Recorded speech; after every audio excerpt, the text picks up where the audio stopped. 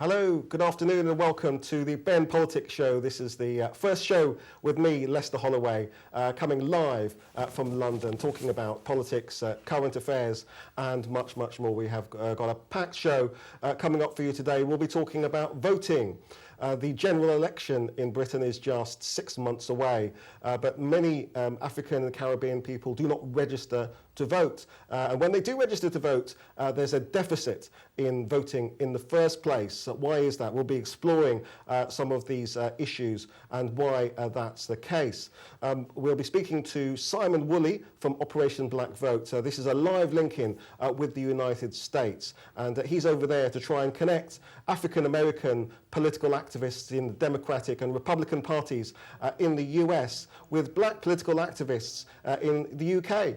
From Labour, Liberal Democrats and the Conservative Party and any other party as well, I assume, perhaps even the Green Party and UKIP if they have any black activists at all. We'll be talking as well about entrepreneurship. How we encourage more people of African and Caribbean descent to get into business. Of course, we live in a world now where there is a huge disproportionate black unemployment, and that the statistics show that when it comes to black unemployment, it's disproportionately higher than that for the white population. So is business the way to try and break that cycle? Is entrepreneurship the way to avoid discrimination from employers by actually becoming a business owner in your own right? And we'll also be talking about a memorial to black servicemen and women who died in the First and Second World War.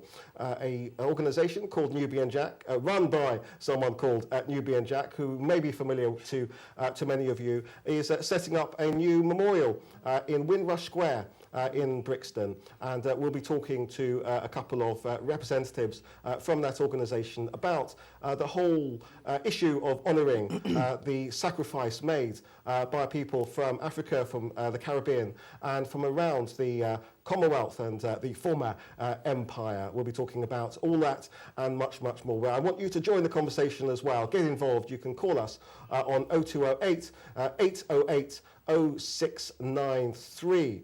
And first, I would like to introduce my very special guest, Lorna Campbell. Lorna is a former councillor in Lambeth. We'll be talking about Lambeth quite a lot, no doubt, Lorna. Yes. And you still go by the name Councillor Campbell, even though you finished your term in May this year. Yes, I mean, and that isn't necessarily by choice, Lester. It's, you know, a lot of the residents refuse to call me nothing but Councillor Lorna Campbell, and also I still get people calling me up and emailing me with their issues and their problems. So clearly when I was there I did something, I'm not quite sure what. So there's no escape. I know that you were a very popular councillor when you were there, and you served 2 terms, is that I did right? Indeed, so that's 8 years. A full 8 years. That's right, yes. So I guess people can't let you go. And you're involved at the moment in trying to encourage people to get involved in politics. Absolutely. The time I was there, you know, what I did mostly is meet with a lot of people in the community, and what was absolutely clear from those meetings was that there was an interest in politics. There was an interest in knowing how things are, but the thing is there was a lack of education, a lot of understanding. There wasn't anything and isn't anything really that helps people to understand how to join the dots, to know how their local authority works and how it really relates to them, and who to go to, who's the go-to person. And there were complaints about, well, you know, even when we try to go to the local authority, we don't know the right people to speak to and so on. People were unclear about how services were provided and all that kind of stuff. So what I've done on stepping down is put together and developed a program called How Society Works, which will help people to actually understand the makeup of different aspects of society, how they join together and how it affects their lives on a day-to-day basis. And the objective is to get people geared up, get people in the knowledge, and also hopefully persuade them to go out and vote and get involved in the process. I'll come back and we'll talk about how society works and your programme a little later on. And very shortly we'll be hearing a Vox Pop. I went out on the streets to ask people what they thought about politics and whether they want to get involved or not. So we'll definitely be hearing the view from the street, or at least the local train station where I pitched up. But the whole premise of your programme to try and get more people involved in politics seems to almost assume to me that they don't know about politics already, that they need educating. Now, I know that we have these citizenship classes now in schools where they try to encourage people to learn about the system, but isn't that in many ways actually taking people... Don't many people know the system already? They've just made an educated decision not to get involved because they feel that politicians don't do anything for them. Well, of course, and it's not, the programme is not about saying that people don't know, but I would say from my experience, and that's all I can go by, there are a lot of people that know on the surface what it is, but when it comes down to that whole thing about, for example, you know, service provision in the local authority, there are a lot of people that believe that every service that a local authority provides, they actually have to provide it. So it's about letting people know that there are some services that are statutory and some services that are discretionary, you know, so that I think it helps around the appreciation of what your local authority is doing in providing the services, and knowing that, you know, there is the whole issue of rights, but there's also the issue of responsibility. So it's a combination of things. It's not an assumption that people have no knowledge, but as you know, there are different degrees of knowledge, and sometimes it doesn't hurt to just top it up. And you mentioned citizenship in school. Well, you know, research has shown and continues to show that that is not being effective, because we've got our young people coming out who are still not actively So how does it need to engaging. change? How does that need to develop? It needs to change, because I think that what needs to happen is, number one, even though it's on the curriculum, it's not always taught. That's the first thing. And so, you know, the teachers don't feel confident and so on. And now we've had the recent change of the whole curriculum, so it's not, you know, sort of compulsory and all of that kind of stuff. So it needs to change. I think that if the schools cannot or do not want to, because teachers say they've got too much going on anyway, then they should buy it into the school, and so that we can prepare our young people for the world out there. Because it's not only about politics in terms of life, it's about life skills and how, you know, everything gels, and the finances and how you manage it. So I think that what needs to happen is they need to buy it. What do you mean politics is about life skills? Just explain well, what you mean by that. day-to-day living, when you wake up in the morning. Because politics is everything. It's everything, absolutely everything. There was this saying that if you stop at a traffic light, then in a way you are involved in politics, because it was politicians that decided where that traffic light went. It's the whole of your life, and you can choose or not to choose what aspects of it to get involved in. So do you think the turnout at the next general election next May will be higher or lower than it was in 2010? Well, I think that there's a possibility that people may get more involved, because there are some key issues that has to be looked at, you know. Do you think the fact that it's actually almost too close to call between the Conservatives and Labour, is that likely to have a higher turnout from black communities? I'm not sure about the black communities, because I still haven't, there are kind of like unfathomable kind of a cohort of people, but I think that people will engage more. However, I think that there is a tendency not to be sure about who to vote for, and also as well we're going down the road of that kind of personality politics, which worries me quite a lot, and so we're moving away from, you know, ideologies and policies. But black communities have traditionally voted for Labour in greater numbers. If we're looking at the 2010 general election, I think a study from the Runnymede Trust showed that 68% of black voters voted for the Labour Party. Now, even though that's much less than the 90% it used to pull in years gone by, it was still roughly double the average vote for the Labour Party at the last election. So is that going to continue to go down, or do you think that with people seeing the Conservatives and Liberal Democrats in government over the last 5 years, that they may gravitate more back to the Labour Party? And if so, what makes you think that? Well, a number of people that I know actually have gone down the Conservative route in terms of becoming members. Not a vast amount, but there are a number of people. Conservative has done a really fantastic job, and I'm not giving them, any props, but of actually engaging with people they've made. Even before the 2010, they went out, they tried to engage with the faith communities, and they've bought, a number of people in the faith communities have bought into that. Labour has not done such a good job, and that is a big disappointment.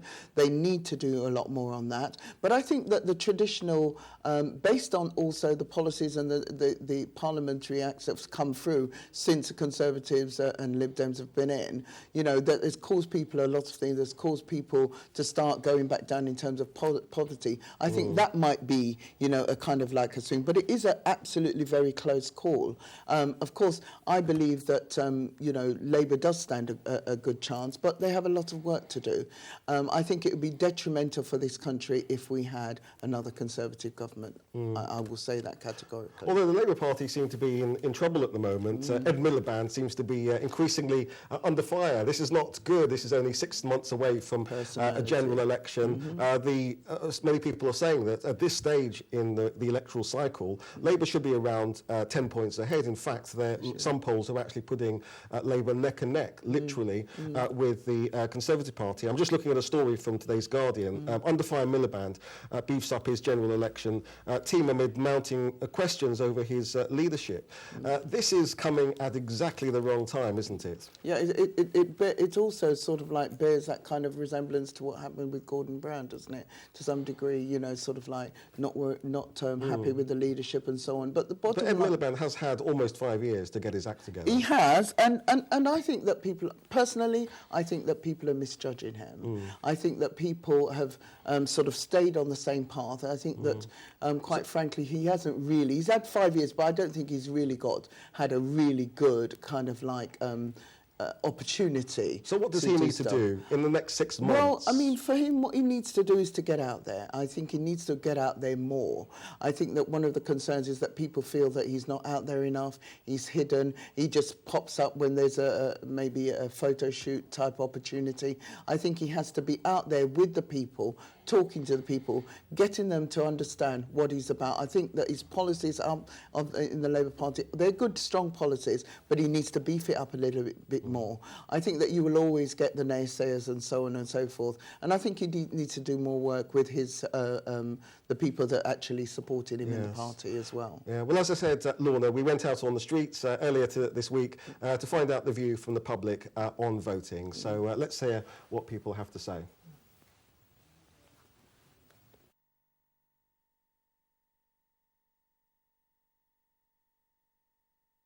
If you can tell me, what does politics matter to you? Politics is important because obviously we need to know who's running the country, and we need to have an input in that as well. Do you vote? I do vote, yeah. And do you think politicians do a good job?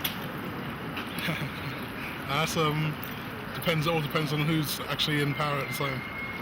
So it matters who's in power, but overall, what's your assessment? Overall, I think they can do a better job. I think they need to be more in touch with their voters. So overall, I know it's become more difficult over the years. Overall, I think they do okay. A lot of people don't vote. What do politicians need to do to win back trust? As I said, they need to get back in contact with people. They need to talk to people, talk to the everyday person, meet people, have forums with people, that sort of stuff. Does politics matter to you? It does in a way. I don't really follow it, but it definitely does make. It is quite important. Yeah, like I do think it's quite important. Why does it affect everyday aspects of your life? And do you vote yourself? I haven't voted because I've only just turned 18 recently. But it does obviously matter for our everyday life, especially as a student. And young people, those figures show, are increasingly less likely to vote. Why do you think that is? And do many of your friends, what do they feel about politics? I think young people they find it harder to follow what politics is about, because I think politics doesn't really, they don't aim at younger people, even though it matters most to them. And I think like friends, I don't think they really take much interest in politics either. Would you get involved in politics? No, I don't. But I'd like, as in I would vote, but that's as much as I would get involved in politics. Yes and no. Why yes, why no? Yes, because if you've got the good politicians that are going to make a difference and help, yes, they do matter. But then you get politicians that have bad intentions, like David Cameron, who comes in, promises us all the good things and ends up doing all the wrong things and bad things, like students, increasing up our tuition fees, single mums, cutting the child benefit, child tax credit, putting caps on. But when he sells himself at the elections, you think he's going to help us all? Okay, so that's a bad politician. Give me an example of a good politician. An example of a good politician was when Labour was in. Labour, I vote Labour till the end because I believe they were trying to help the people. But ever since Cameron and Conservative have come in, they're making the richer richer and the poorer poorer. And you know, you see him at Downing Street on the TV when he's getting angry at the camera, when he can't contain himself anymore. That's the real him. I mean, when the riots happened, he wouldn't even come back from holiday with his wife and his child and everything. And he kept saying he had great trust in the British police and public. If politics matter so much, why don't so many of us vote? Because some people are scared of vote. I think personally it's because people are scared of voting anymore because of all these people that voted Cameron in, and look what's happened. Look what's happened. All the benefits got cut, tuition fees have hit the sky. You tell me that's good? And the country is in terrible debt, it's in crisis. And it don't look like it's coming out anytime soon. The politicians are going to give us how we live, the direction. You know, direction of the system in the country, you know, because they are the leaders. They, you know what I mean with it. So we can't live without politics. We can't live without. But is politics serving us? What? Is politics serving the people? Definitely. Politics is serving people. It's only how you do it right or you do it wrong. A lot of people might have a different opinion who believe that politicians are not really working in their interests. Oh, yeah, but that is where, you know, self-interest overcome national interest. If they are patriotic, if the politicians are patriotic, they will fight the interest of the mass population, you know. It all depends. If you have good politicians, then it is okay. But if you have bad politicians, they look into their pocket, you know. They don't think about the masses, the populace. So what makes a good politician, what makes a bad politician? Oh, a good politician is when, you know, inflation reflects on good government, for example. A good politician will make things all right, you know. And a bad politician, they are corrupt, you know. You know what I mean? Okay, thank you very much. That's much. Okay. Does politics matter? Depends on what kind of politics you're talking about, really. I mean, local politics, national politics? National politics, yeah. Local politics doesn't really affect me. Well, it should affect me, but I don't feel like it does, really. What are the most important issues?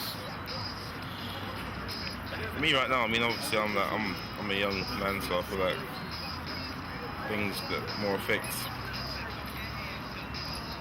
young people. I think obviously like you got to think like people, young people are the future, and we're gonna be the people that run this country eventually. And I feel like we get ignored a little bit sometimes. But yeah, that's what I think. Would you ever run as an MP? No. street there, asking people, does politics matter? And I'm here with Lorna Campbell, former councillor, long-serving councillor in Lambeth, now doing her own thing, encouraging people to get involved in politics. And a number of views there from the street. Some people saying that there was a young woman saying that politics doesn't involve young people, that young people are interested in politics, but it's politicians' responsibility to reach out to them. What do you think, Lorna? I agree with her 100%. I agree that it is the politicians' responsibility, but I also agree that what could happen to make that a bit different is that we can take our citizenship training properly in schools and bring people in to the young people. That's a way of reaching out to young people. Politicians can actually get on a program that they can go in, talk to young people on a day-to-day basis, and also invite them along to their, surgeries and things like that, get them involved, let them see what's happening in a real terms. While I was there, I had a number of young people who shadowed me. I mentored a few. In fact, one of the young people that shadowed me is now a councillor excellent. and also a candidate as well for the elections coming up. So, at the end of the day, it does help to get them involved and stuff like that and reach out to them and let them know that life on a day-to-day basis is political, and even,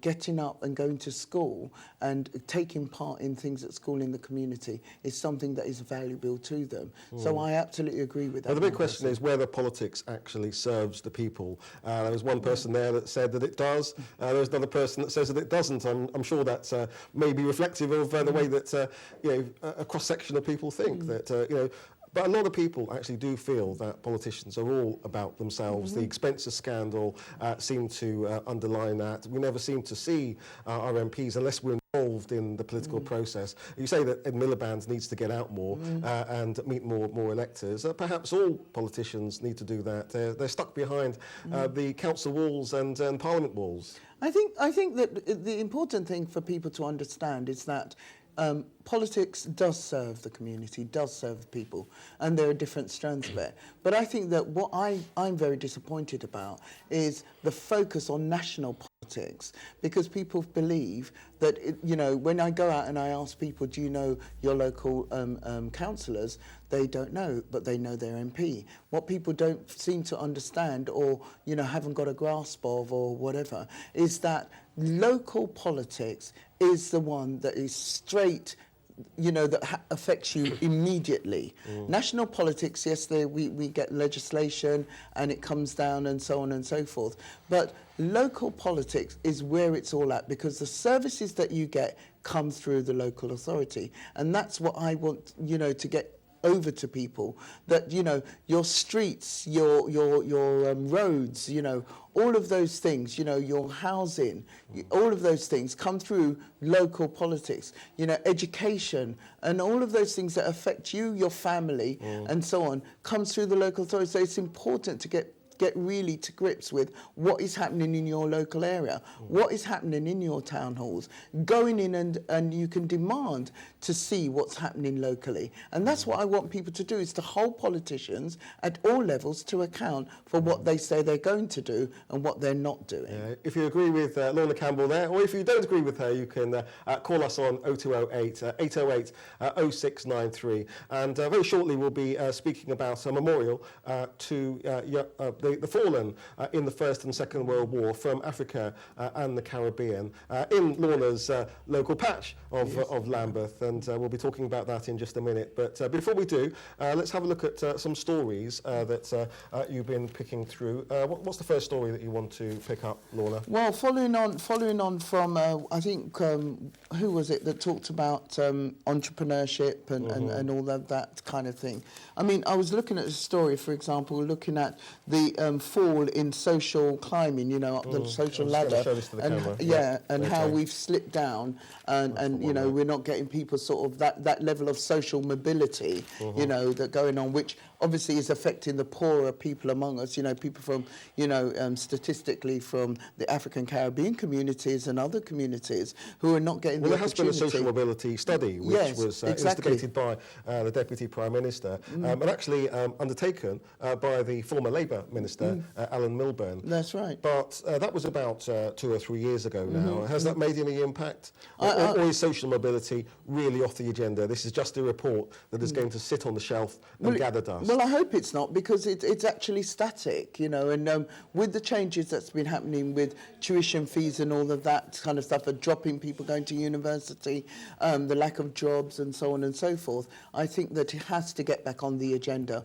of looking at how people can actually rise up the social ladder and improve their lives and so on and so forth. So that is really an interesting area that I want to watch going forward, and how that's going to pan out for young people. I'm very delighted to say that we should have Simon Woolley from Operation Black Vote on the line now. Simon Woolley will be known to many in the political field and outside the political field as well, and he's taken a mission to the United States to try and connect black activists in the UK with black activists in the United States, and hopefully we should have him on the Skype line now.